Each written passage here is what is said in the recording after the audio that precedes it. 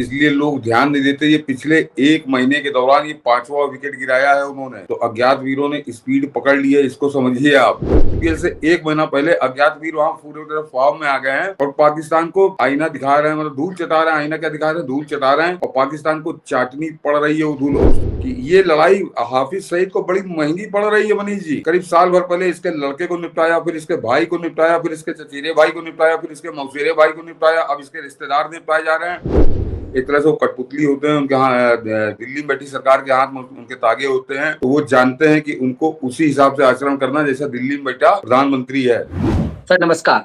नमस्कार मनीष जी, दर्शकों को भी नमस्कार। अज्ञात वीर तो अपने लगातार कमाल कर रहे हैं। अब हमारे व्यूअर्स की शिकायत रहती है कि वो अज्ञात वीर देश में कब कमाल करेंगे, लेकिन सबसे महत्वपूर्ण है उस कोड को खत्म करना जो पाकिस्तान रूपी है।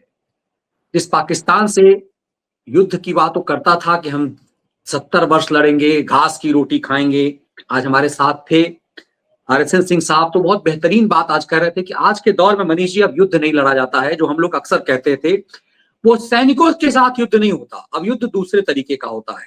भारत वही युद्ध अपने दुश्मनों के साथ खेल रहा है, उनको उन्हीं की भाषा में जवाब दिया जा रहा है। तो अज्ञात वीर तो नित नए कमाल कर रहे हैं और पाकिस्तान इससे लगातार बेहाल हुए बिलबिला रहा है। वो बोल भी नहीं पा रहा है, आरोप भी नहीं लगा पा रहा है। नहीं, आरोप तो लगा रहा मनीष जी, लेकिन वो बिलबिला रहा है। वो बिलबिला रहा है, वो अपनी पीड़ा को कहीं व्यक्त नहीं कर पा रहा, क्योंकि उसको पूरी दुनिया में कहीं एक तरह से पूरी दुनिया में अनाथ छूट गया है। उसका कुछ साथ देने वाला नहीं। एक वो भिखमंगे के साथ आया था वो तुर्की, तो तुर्की आज की तारीख में अपनी जान बचाने के लिए जूझ रहा है। तो पाकिस्तान के इसमें कोई मदद वो कर नहीं पा रहा है। लेकिन मनीष जी, अज्ञात वीर का क्योंकि पाकिस्तान की तबाही इतनी ज्यादा चल रही है, इसलिए लोग ध्यान नहीं देते। ये पिछले एक महीने के दौरान ये 5वां विकेट गिराया है उन्होंने। तो अज्ञात वीरों ने स्पीड पकड़ ली है, इसको समझिए आप। ये एक महीने के अंदर 5वां विकेट है उनका जो उन्होंने गिरा दिया पाकिस्तान के अंदर। और सबसे खास बात यह है कि ये जिसको मारा है, तो ये हाफिज सईद का रिश्तेदार भी है। ये केवल उसके गैंग का मेंबर नहीं है। और लश्कर तैयबा के लिए फंड रेजिंग करता था वो, ये पाकिस्तान में एक तरह से फाइनेंसर भी था वो। वहां से पब्लिक को चूतिया बना के किस तरह से पैसे वसूलता था और ले जाके लश्कर तैयबा देता था हाफिज सईद का। तो हाफिज सईद का रिश्तेदार और उसका फंड रेजर। और मनीष जी, जो पिछले एक महीने के अंदर मैं बता रहा हूँ 5 मारे हैं, वो सबके सब लश्कर तैयबा यानी हाफिज सईद से जुड़े हुए लोग थे। और ये जो इस समय मैं सीधे सीधे कहूँ कि इस समय अज्ञात वीर पाकिस्तान में सक्रिय नहीं है। अज्ञात वीर पाकिस्तान में ऊधम मचा रहे हैं। जो पाकिस्तान हिल रहा है, और पाकिस्तान के साथ साथ उसका जो आतंकी सरगना जिसको उसने पाला है, हाफिज सईद हिल रहा है। शहजाद कारी नाम था उसका, जिसको आज उन्होंने मारा है। और वो कराची में, उसको कराची शहर के अंदर मारा है।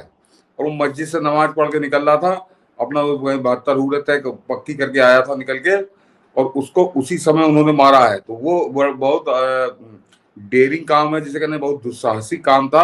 और उसके बाद सबसे खास बात यह है मनीष जी कि एक बार फिर पाकिस्तान की पुलिस और पाकिस्तान की ISI और पाकिस्तान की फौज ये फिर खाली हाथ है। उनको अभी तक यही नहीं मालूम कि मारने वाले कौन थे। तो गजब की पारी वो खेल रहे हैं। और मैंने कहा ऊधम मचाने से IPL यहाँ शुरू हुआ, तो रोज IPL में एक आध कोई धुआंधार पारी हम देख रहे हैं, पढ़ते हैं, देखते हैं, सुनते हैं। तो उसी तरह से IPL से एक महीना पहले अज्ञात वीर वहां पूरी तरह फॉर्म में आ गए हैं और पाकिस्तान को आईना दिखा रहे हैं, मतलब धूल चटा रहे हैं। आईना क्या दिखा रहे हैं? धूल चटा रहे हैं।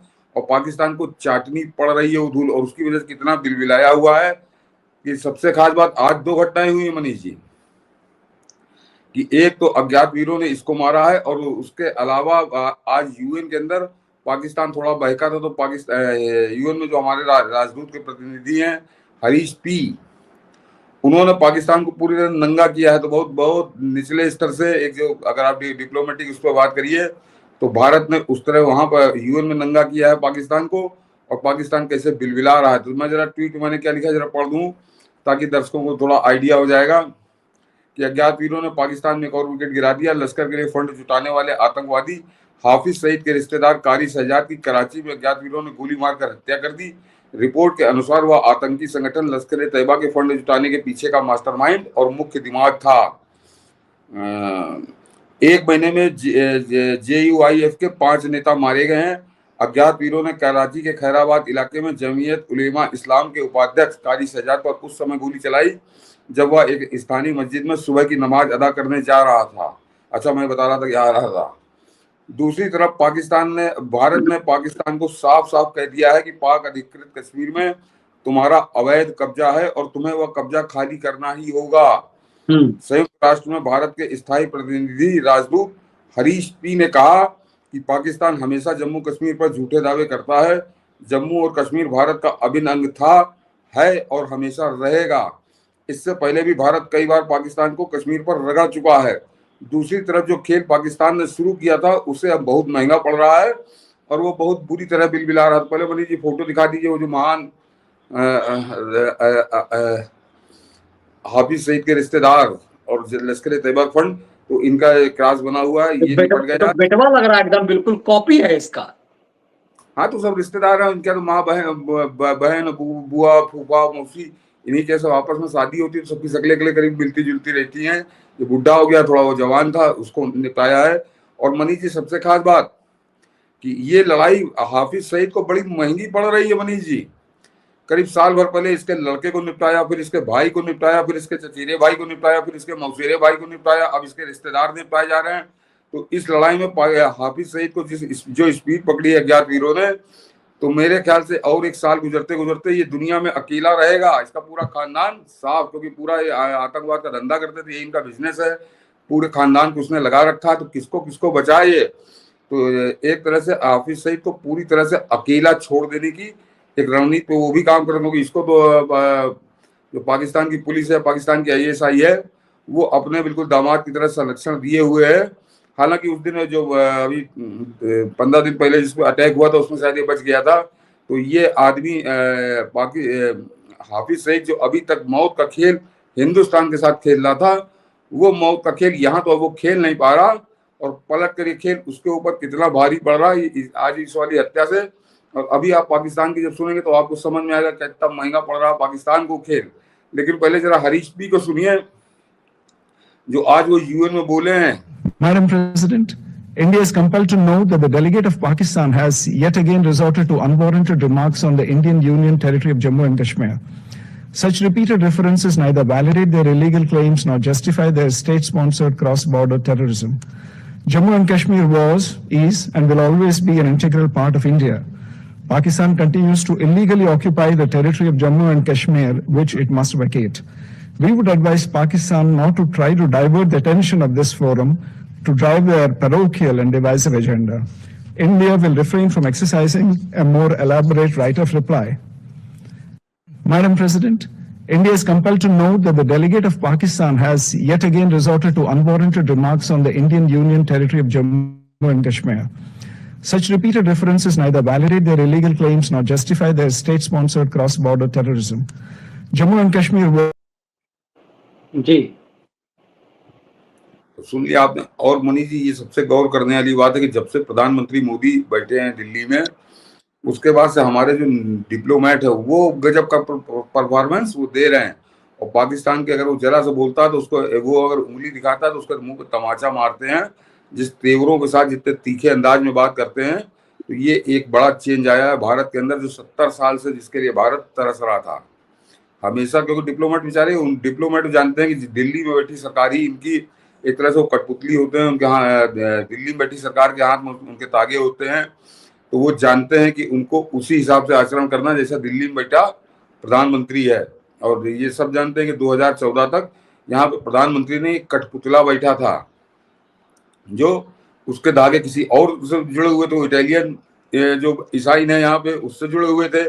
तो वो डिप्लोमेट भी किसी तरह से बला टालते थे, लेकिन अब बला टालते नहीं है, वो पाकिस्तान के लिए बला बन जाते हैं। और जितने भी आप ये कोई हरीश पी ऐसा नहीं कि कोई लगातार यही बात कर रहे हैं, हमेशा जितने नए नए चेहरे आप देखते हैं और जो पाता है वो पाकिस्तान को जुटियाता है, जैसे वहां पे होड़ लगी हुई है। तो ये भारत के बढ़े हुए मनोबल को बताता है मनीष जी कि जो हमारे डिप्लोमेट हैं उनको अपने देश की ताकत पर कितना विश्वास है। उनको मालूम है कि अगर हम कुछ गलत सलत बोल भी जाएंगे, कुछ ज्यादा तीखा बोल जाएंगे तो ठीक है, चलेगा।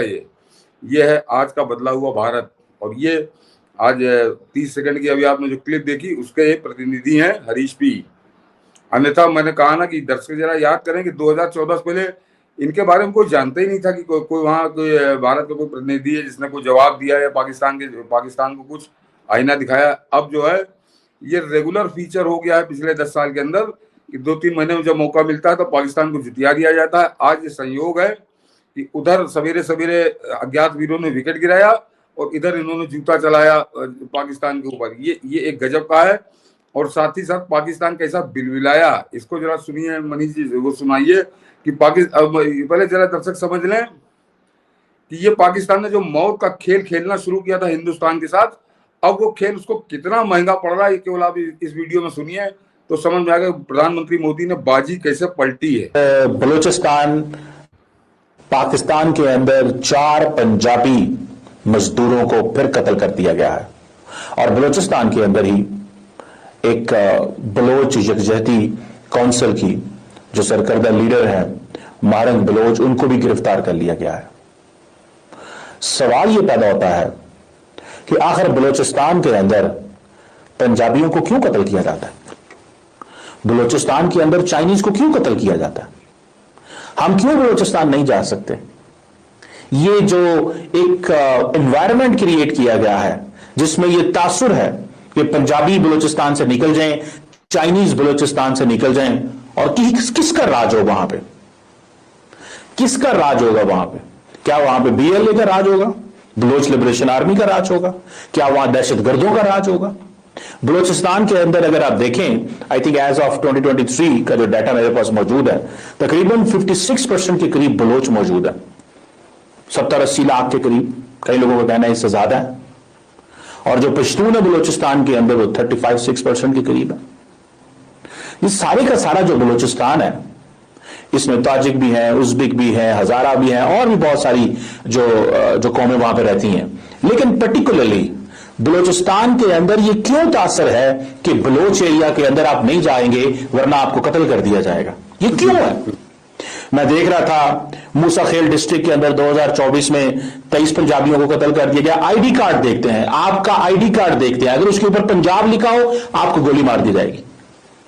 इसी तरह बहुत सारे ऐसे वाकयात हैं जहां वे हर रोज ये अभी तो बात चली है ट्रेन से, जो पूरी की पूरी ट्रेन के अंदर उन्होंने आई थिंक 25 के 30 लोगों को गोली मार दी, लार्जली ये समझते हुए कि या तो इनका ताल्लुक फौज से है या इनका ताल्लुक जो है वो पंजाब से है, उनको गोली मार। मैं क्यों पिशावर जाते हुए परेशान नहीं होता? मैं क्यों बलूचिस्तान जाते हुए परेशान होता हूं? ये कौन लोग हैं? ये क्या चाहते हैं? क्या मसला रिसोर्सेज का, नेचुरल रिसोर्सेज का मसला है? तो जो नेचुरल रिसोर्सेज एक्सप्लॉइट करने हैं तो वो तो गवर्नमेंट ने करने हैं ना। Provincial government and federal government बैठेगी, डायलॉग होगा, किसके पास कितना पैसा जाएगा, बाहर से कंपनी आएंगी, वो नेचुरल रिसोर्सेज की बात होगी, सूबे को क्या मिलेगा, सूबे की तरक्की क्या होगी, ये तो एक डिस्कशन होती है डिटेल। चाइनीज आएंगे, ऑस्ट्रेलियंस आएंगे, कैनेडियंस आएंगे, आजकल अमेरिकन को रेयर अर्थ मेटल्स चाहिए तो अमेरिका भी आ सकता है वहां पे। तो भाई अगर नेचुरल रिसोर्सेज चाहिए ना, नेचुरल रिसोर्सेज का मसला है ना, तो सारे जा सकते हैं वहां पे। लेकिन सवाल ये पैदा होता है कि भाई नेचुरल रिसोर्सेज के लिए अगर अमेरिकन जाते हैं आप उनको क्या कत्ल करेंगे? ऑस्ट्रेलियन जाते हैं क्या आप उनको कत्ल करेंगे? कैनेडियंस जाते हैं क्या आप उनको कत्ल करेंगे? चाइनीज को आप रोज कत्ल करते हैं। मतलब ये क्या, आप लोग क्या चाहते हैं? सवाल कर रहे हैं कि आप लोग क्या चाहते हैं? मनीष जी, इस वीडियो को सुनने के बाद मैं दर्शकों से जरा कहूंगा जो बात इसने कही नहीं, कि इस बात को समझिए कि बलूचिस्तान जो है पाकिस्तान की जितनी जमीन है उसका 42% हिस्सा बलूचिस्तान है। और आपने सुना कि ये वीडियो में क्या कह रहा है कि हम बलूचिस्तान जा नहीं सकते, जाते वहां कत्ल कर देते हैं, वो देख के आई कार्ड देखकर गोली मार देते हैं। यानी पाकिस्तान के अंदर पाकिस्तानियों का आधे पाकिस्तान में जाना मना है। किस हालात में है पाकिस्तान कि 42% भूमि पर कोई पाकिस्तान, वहां बलूचियों के अलावा कोई दूसरा पाकिस्तानी वहां पे कदम नहीं रख सकता, और रखेगा तो गोली मार दी जाएगी। और बता रहा कि चाइनीज को आप लगातार कत्ल कर रहे हैं, क्या ऑस्ट्रेलियन को कर देंगे, क्या कनाडन को कर देंगे। तो आप मैंने कहा ना कि पाकिस्तान ने मौत का खेल हिंदुस्तान के साथ सन 80 में शुरू किया था, और बहुत वो उसको जो करते करते अब वो आधे कश्मीर में सिमटा है, बाकी आधे का तिहाई कश्मीर में सिमटा है। लद्दाख भी बाहर है, जम्मू भी बाहर है। वो केवल एक कश्मीर घाटी का जो एरिया है जहाँ की आबादी 60-65 लाख है, 140 करोड़ की आबादी हिंदुस्तान की, और 65 लाख के करीब आबादी वहां रहती है। तो 1% भी नहीं बल्कि और बहुत कम होगा, और जमीन के हिसाब से तो कोई परसेंटेज ही नहीं निकलेगा। तो हमको तो केवल उतने हिस्से में आतंकवाद झेलना पड़ रहा है, लेकिन पलट के जो जवाब है तो ये बहुत बड़ी खबर है। अब तो सर उस इलाके में भी हम आतंकवाद नहीं झेल रहे हैं, अब तो वहां भी शांति। वहां भी करीब समझिए खत्म के ऊपर है, खात्मे के ऊपर है। 2 साल की बात है, चोरी छुपे कुछ कर लेते हैं। मगर पाकिस्तान में जो वो तो बट गया बांग्लादेश, उसको छोड़ दीजिए।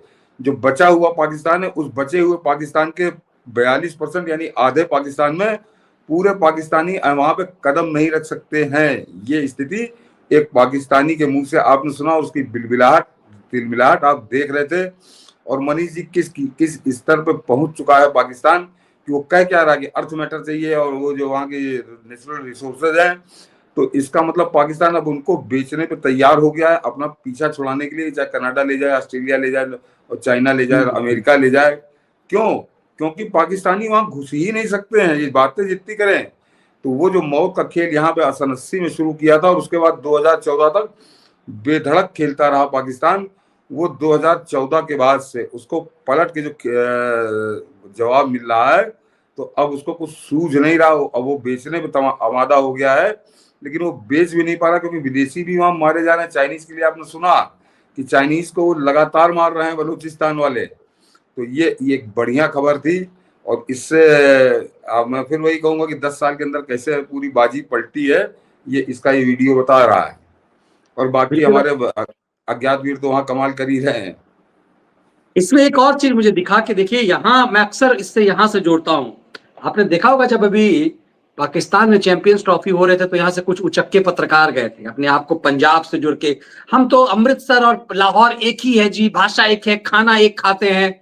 इनने बस पर्टिकुलरली पंजाब को पाकिस्तान समझ लिया। यहाँ के भी जो कुछ चुट्टे हैं, वो मैं जिहादियों की बात नहीं कर रहा हूँ, 72 हुड वाले नहीं, यहाँ पे भी जो कहते हैं ना कि पाकिस्तान में तो कुछ नहीं है जी, वहां की जनता बहुत अच्छी है जी, यहाँ के ही लोग गड़बड़ हैं, ये बस लाहौर और चंडीगढ़ को, लाहौर और अमृतसर को ही भारत और पाकिस्तान समझते हैं। किसी से व्याख्या कर देते हैं भाई, चंडीगढ़ अमृतसर का भोजन और चेन्नई के भोजन में बहुत फर्क है। आपने पाकिस्तान समझ लिया लाहौर को, भारत समझ लिया अमृतसर को, और आपने खेल करना शुरू कर दिया। ये मैत्री का जो षड्यंत्र करते हैं, उस पाकिस्तान की स्थिति देखिए, ये लाहौरियों को, पंजाबियों को घसीट घसीट कर मारते हैं। जा ही नहीं पा है। और मैं आधा पाकिस्तान क्यों कह रहा हूँ उसको दर्शक समझेगी, इसलिए बलूचिस्तान के नाम से रो रहा था। तो बलूचिस्तान तो 42% है। अब जो दूसरा राज्य है KPK, जहाँ पे इमरान खान की सरकार है, वहां पर भी तो जो पश्तो बता रहा था ना कि अफगानी बलूचिस्तान में 56% बलूचिस्तान है, बाकी 35% पश्तो। तो पश्तो वहां पे है KPK में। तो पश्तो में भी पंजाबियों को ढूंढ ढूंढ के वो मारते हैं, तो वहां पर भी नहीं जा सकते। तो अगर आप KPK और बलूचिस्तान मिला दीजिए तो आधे से ज्यादा पाकिस्तान, जहां पे पाकिस्तानी जा नहीं सकते। ये स्थिति अपने घर के अंदर ये कैदी हो गए हैं। पिछले 10 सालों का एक घटनाक्रम है। और उसके बाद अब जरा फिर बोल दूं कि नाम नहीं लूंगा, कि यहाँ पे बैठे खैराती रात दिन न्यूज चैनलों पे या यूट्यूब पर एक ही गाना गाते हैं कि मोदी को कूटनीति नहीं आती, मोदी को विदेश नीति नहीं आती, और विदेश नीति समुद्र में डुबा दी, कूटनीति में कंगाल हो गए, और भारत जो है बड़ा तबाही की तरफ बढ़ रहा है। तो क्या तबाही बढ़ रही है, ये आपने पाकिस्तानी के मुंह से अभी सुन लिया। और फिर यहाँ जो बैठ के नैरेटिव बनाते हैं, इन सब चीजों पे चर्चा नहीं करते। आप देखिएगा, ये नहीं ये अज्ञात भी क्या कमाल कर रहे हैं, भारत ने क्या किया, ये पंजाब, ये लाहौर और अमृतसर का गाना गाते हैं। देखिए बहुत गंभीर मामला है, जहां मतलब ये समझते हैं कि अमृतसर ही भारत है और लाहौर ही पाकिस्तान है, जबकि वहां क्या हाल है, वहां घसीट घसीट कर मारते हैं। और दुर्भाग्य है कि इस भारत विभाजन की सबसे बड़ी पीड़ा पंजाब ने झेला है, बिहार यूपी ने नहीं झेला है, इसको पंजाब ने झेला है। और षड्यंत्र यहां से पंजाब से होता है कि हम तो एक हैं जी, हम तो भारत पाकिस्तान एक हैं जी। मतलब सालों तक इन लोगों ने इतना गंदा खेल यहां खेला। अब जब जूते मारे जा रहे हैं, ये सांस्कृतिक रूप से दिखाते हैं कि हम तो एक हैं। मुझे लग रहा है अज्ञात वीर कमाल कर रहे हैं। और बलूचिस्तान में स्थिति इतनी खराब हो गई सर, हम लोग पहले 2-3 दिन पहले अपने कार्यक्रम में बता भी चुके हैं कि अब वहाँ पाकिस्तान के फौज में जो फौजी हैं वो जाने से मना कर रहे हैं, वो कह रहे हैं बलूचिस्तान में ड्यूटी हम नहीं करेंगे। तो एक तरह से आधे पाकिस्तान में पाकिस्तान की फौज भी जाने से मना कर रही जब से गाड़ी वहां पे उड़ाई गई है, जब से गाड़ी मारे गए हैं। क्योंकि वो बता तो दुनिया को झूठ रहा है, लेकिन असलियत तो फौजी जानते हैं कि हमारे साथियों को उन्होंने 242 लोगों को मार दिया। आज तक उस ट्रेन की तस्वीर नहीं आई, कायदे से इतना बड़ा यदि हाईजैक हुआ वो, तो उस ट्रेन की तस्वीर नहीं आई, इसका मतलब क्या हुआ कल्पना किया जा सकता है। नहीं, ये तो खबर बनी थी आई कि वहां पे पाकिस्तानी फौजी जाने से मना कर रहे हैं। और केपी के जो है वहां पर अफगानिस्तान बहुत तगड़े से ताल ठोक रहा है कि ये तो हमारा राज्य, तुम कहाँ घुसे पड़े हो इसमें। वो एक तरह से पाकिस्तान को वहां से खदेड़ने पे लगा हुआ। और वहां पर आप अगर खबरें उठाकर देखिए पाकिस्तान की, तो वो रोज 2-4 सैनिक पाकिस्तान के मार रहा है वो। और अब पाकिस्तान बड़ा तिलमिलाया है, बता रहा है कि हम सर्जिकल स्ट्राइक करेंगे, फलानी स्ट्राइक करेंगे, दिमागी स्ट्राइक करेंगे। तो ये एक बार फिर कि वो सीआर की मौत आई है तो शहर की तरफ जा रहा है। अफगानिस्तान से अगर इसने सर्जिकल स्ट्राइक करी तो फिर नजारा हम लोग यहाँ बैठ के बड़े आनंद से देखेंगे। बिल्कुल आनंद से देखेंगे हम लोग, इसी का इंतजार अब लगातार कर रहे हैं कि इसकी स्थिति क्या कुछ होती है।